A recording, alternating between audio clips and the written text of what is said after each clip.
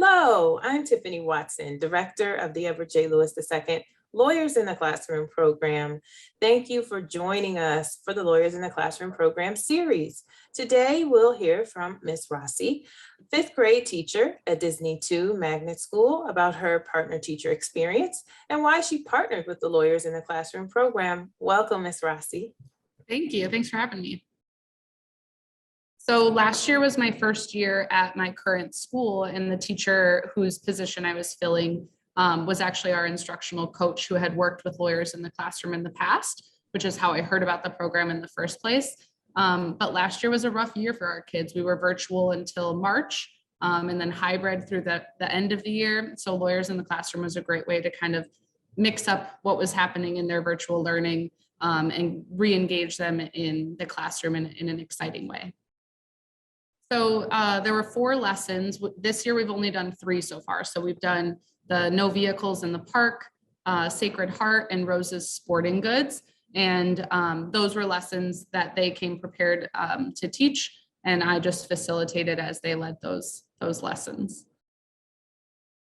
So I think the biggest benefit is students who otherwise aren't super apt to volunteer or to share out in class have really gotten engaged in the prompts and the questions and situations.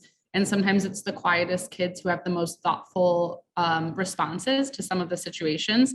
So it's really cool to see them find their voice and to share their opinions and argue one another's opinions or poke holes in each other's theories. So I think it's a great benefit for oral language, but also critical thinking in the classroom.